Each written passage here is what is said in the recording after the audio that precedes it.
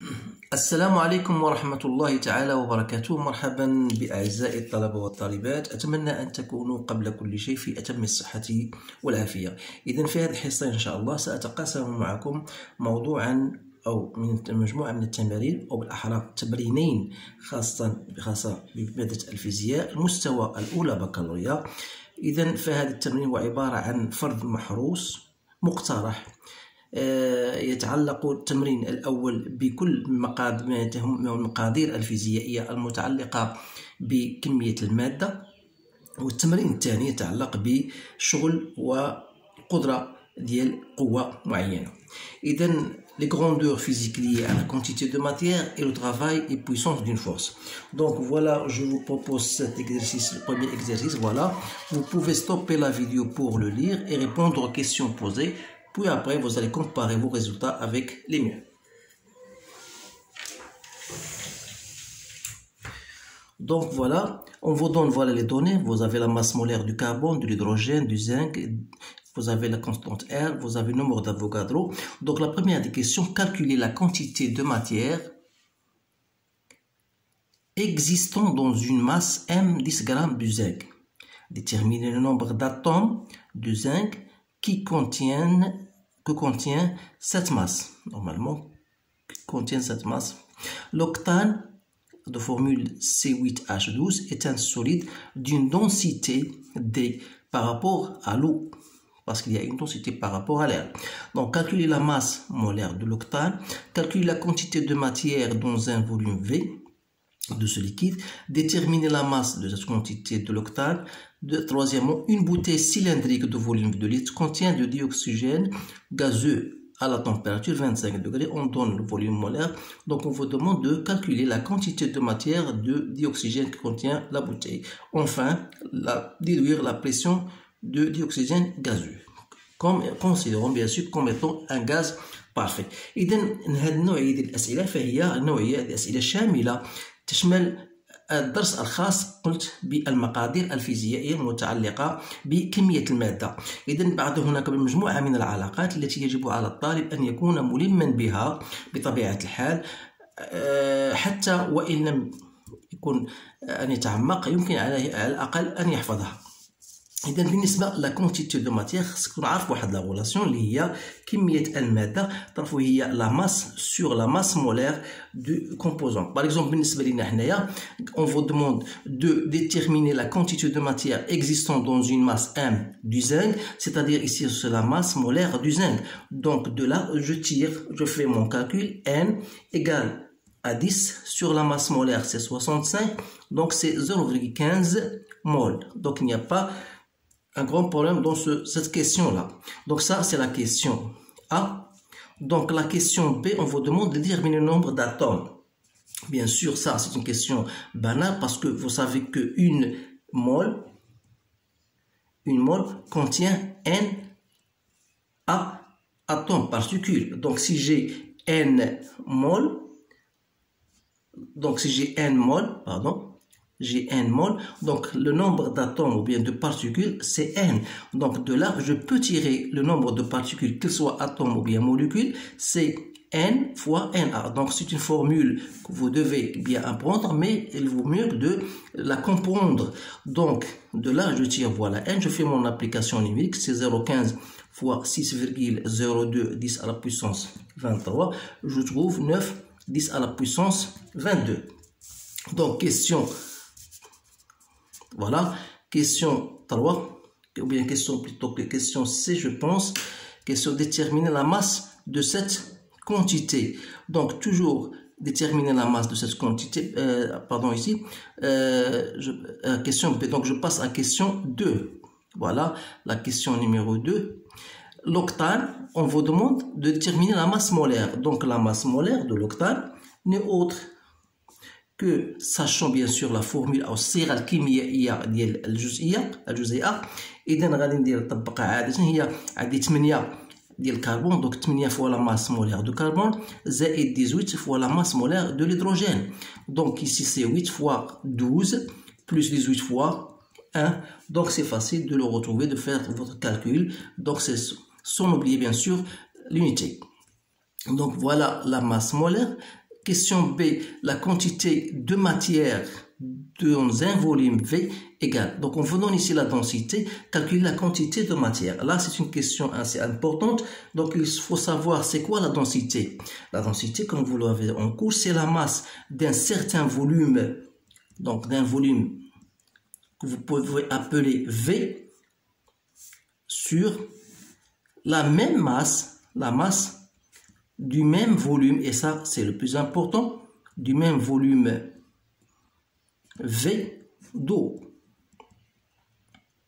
Donc, si pour nous, on a déjà pris un volume de 200 ml, vous savez que la masse de 200 ml d'eau, c'est de 100 grammes, parce que la masse volumique de l'eau, il y a 1 gramme par centimètre cubique. Donc, la densité, ça revient donc de dire que c'est la masse de, si je prends le volume V que j'ai de 100 ml, sur la masse de 200 ml qui est de 100 grammes.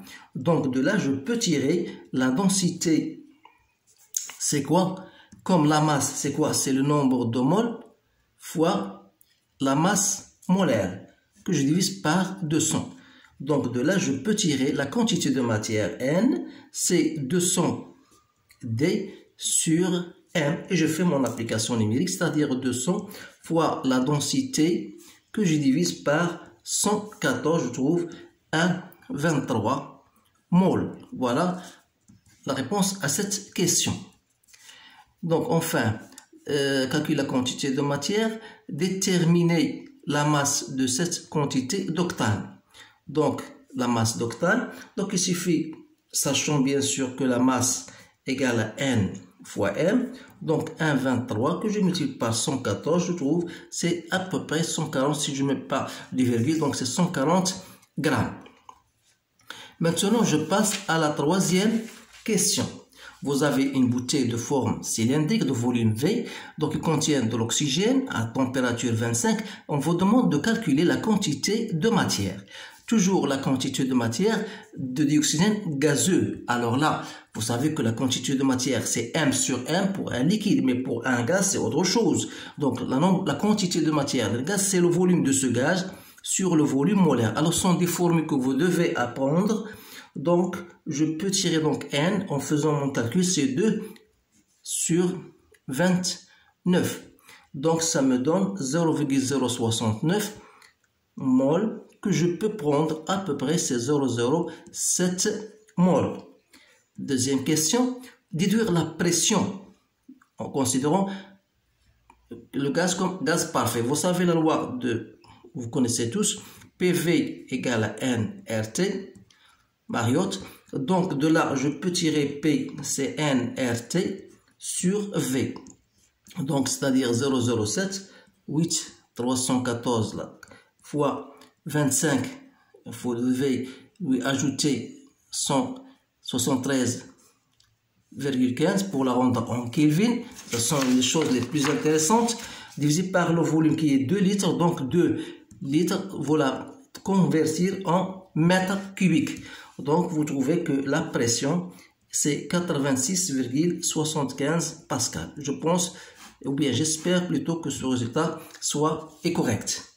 Donc voilà pour le premier exercice. Maintenant, je vais passer au deuxième exercice concernant la matière de la physique, c'est-à-dire la puissance au travail et la puissance d'une force. Mais ici, dans cet exercice, on vous parlera tout simplement de comment rechercher le travail d'une force.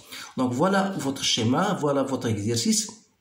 On vous donne, voilà une bille de masse M qui glisse sur un rail ABCD de 3 parties constituées. Donc la partie AB inclinée, bien sûr, d'un angle que j'appelle alpha de 25 degrés par rapport à l'horizontale. On vous donne AB égale à 1 mètre. La partie BC est rectiligne, même 1 mètre. La partie CD, voilà, et le de rayon R.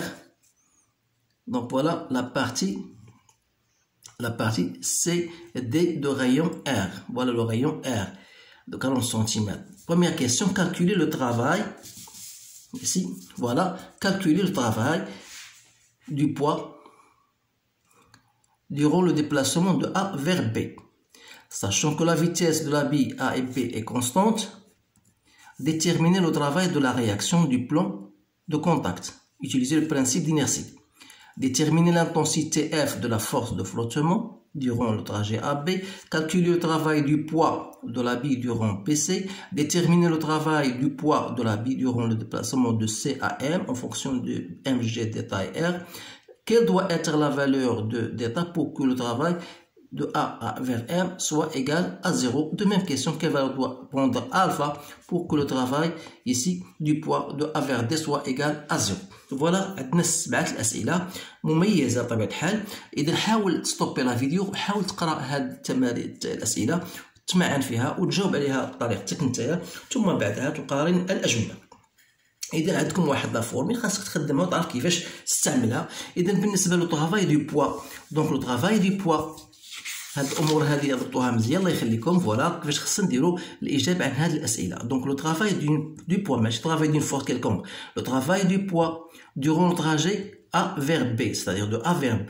Voilà, toujours mg là. عامل ماذا تندير هنا ZA moins ZB وتنجي la figure هنا ZA moins ZB. Donc B se trouve sur le sol. Donc ça veut dire que ZB égale à 0. Donc il me reste quoi? mg ZA. Donc pour trouver ZA, il suffit de travailler avec sinus de alpha qui est égal à ZA sur AB. D'où donc mg ZA c'est quoi? C'est AB sinus de alpha. Donc voilà le travail du poids le long du trajet A vers B. إذا نحاول ما أمكن هاد الأمور تكون تمرن عليها باش تجيك سهلة في تطبيقها.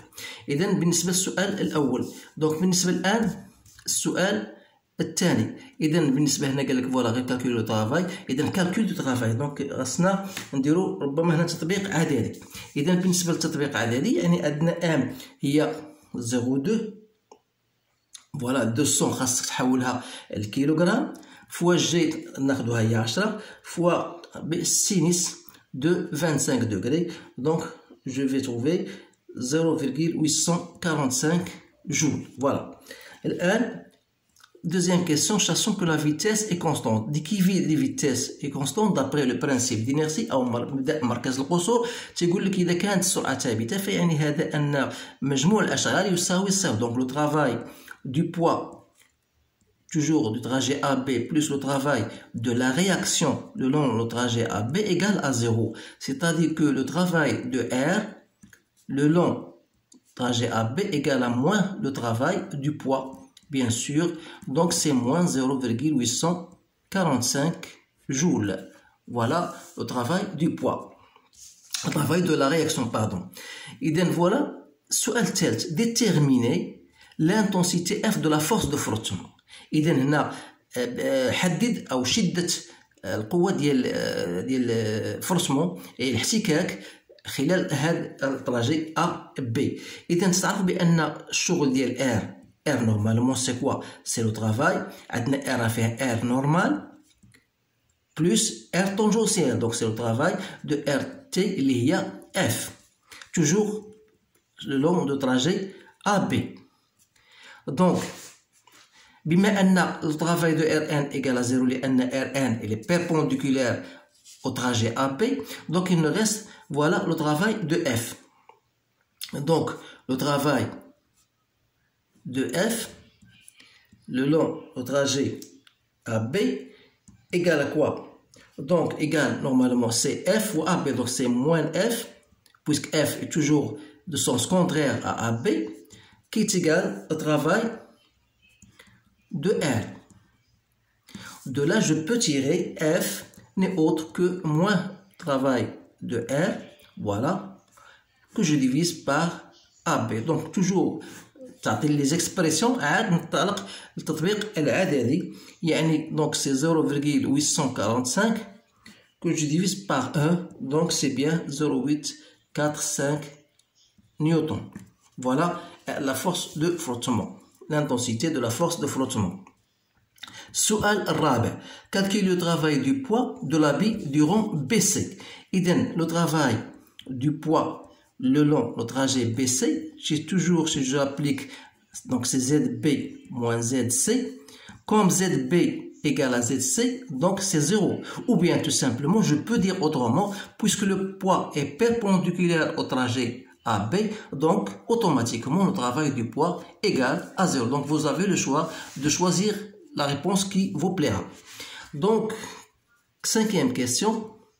Détermine le travail du poids de la bille durant le déplacement de C vers M en fonction de, bien sûr, de ces données-là. Donc, toujours, je vais appliquer, bien sûr, la relation que j'ai. Donc, travail du poids C vers M, c'est quoi? C'est M G, ZC moins ZM. Alors, comme Z, c'est sauf sur le sol, c'est-à-dire si je prends comme origine comme c'est un repère, si je considère ce repère-là, donc ZC égale à 0. Donc il reste ZM. Donc ça donne moins MG ZM. Donc il faut appliquer, il faut trouver ce ZM. Alors là, dans le schéma là, suivant, regardez bien. Donc ZM, c'est voilà ZM. ZM pour moi, c'est quoi? C'est cette distance, toute cette distance, c'est-à-dire ZM, c'est R moins cette distance-là. Cette distance-là, je peux l'appliquer en utilisant, je peux le trouver en utilisant cet angle-là. Pourquoi? Parce que cosinus de θ, si je choisis cette distance-là comme étant Y, donc c'est Y sur R. Donc Y c'est R cos de θ, donc c'est R cosinus de θ. Donc j'ai R en facteur de 1 moins cosinus de θ. Et par la suite, j'aurai donc le travail, c'est mg, donc moins mg, R 1 moins cos de θ. Ça, c'est le travail du poids le long du trajet C vers M.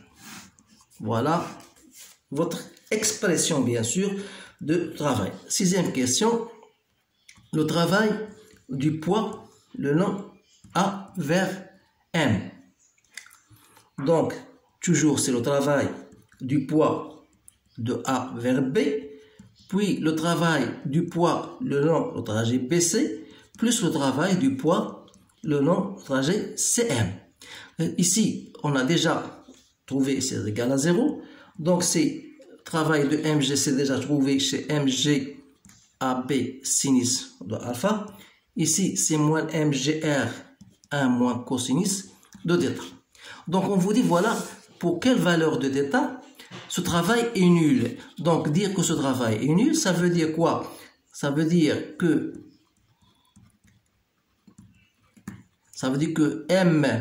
MG AB sinus de alpha égale à MGR 1 moins cosinus de θ. Donc si je simplifie ça, donc ça va me permettre de trouver 1 moins cosinus de θ comme étant égal à AB sur R sinus de alpha. Ce qui m'intéresse le plus, c'est cosinus de θ, c'est 1 moins AB sur R sinus de alpha.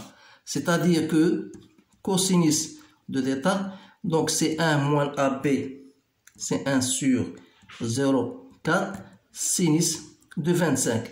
Donc sinus de 25 c'est 0,4. 0,4 sur 0,4 c'est 1, donc c'est 0. Ça veut dire que θ égale à 90 degrés. Voilà. Maintenant, je passe à la dernière question qui est la suivante. Quelle valeur doit prendre ce travail de A vers D pour qu'elle soit égale à 0? De la même manière, donc le travail du poids le long du trajet AD, donc ce sera égal au travail du poids de AB plus le travail du poids le long du trajet BC plus le travail du poids le long CD. Ça égale à 0. Donc, il me reste chercher le travail du poids le long trajet CD. Donc, c'est MG, ZC moins ZD.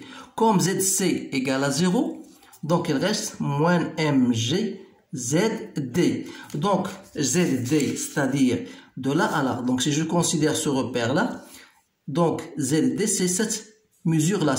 Donc, c'est 2R. Donc, ça me donne moins 2 MGR. Donc, ce qui me reste, donc le travail du poids de AD égale à 0. Cela veut dire que travail MG, AB sinus de alpha, AB sinus de alpha, moins 2MGR égale à 0. Donc, c'est-à-dire, si je simplifie MG avec MG, ça veut dire que AB sinus de alpha égale à 2R. Autrement dit, sinus de alpha égale à 2R sur AB. Donc, si je fais mon application numérique, c'est facile à le faire. Donc, ça me donne 2 fois 0,4. Donc, c'est 0,8. Donc, ce qui prouve que alpha, c'est 53 degrés. Donc, voilà تتمة ديال هذا التمرين. إذا كما تلاحظون فهو تمرين مهم جدا. Donc, j'ai choisi ces deux exercices que je propose pour vous comme un contrôle. Premier contrôle de la physique, première année bac. Donc, essayez bien sûr de faire ou bien de refaire ces exercices, mais je vous conseille bien sûr de bien saisir les notions que vous avez vues en cours, soit celles qui concernent les grandeurs physiques liées à la matière, quantité de matière, soit aux grandeurs, bien sûr, comment faire pour les astuces pour faire et pour calculer soit le travail d'une force quelconque, soit le travail du poids, soit la puissance d'une force. Donc, ce sont des choses que vous devez manipuler de temps à autre, parce que même pour l'année prochaine, Inch'Allah, deuxième baccalauréat, vous en aurez besoin de ces choses-là, à condition bien sûr de les bien comprendre cette année. Donc, أتمنى لكم بطبيعة الحال أشكركم على انتباهكم أولا قبل كل شيء، ودائما أقول لكم حاولوا إن شاء الله تبارطاجيو هاد لي نوسيون هادو، هاد لي فيديو إن شاء الله. الحصة المقدمة غادي نحاولوا نديرو إذا كان على حسب الوقت نديروا بعض التمارين المهمة التي تصب في هذا الشأن. إذا أشكركم على انتباهكم وأتمنى لكم حظا سعيدا، والسلام عليكم ورحمة الله تعالى وبركاته.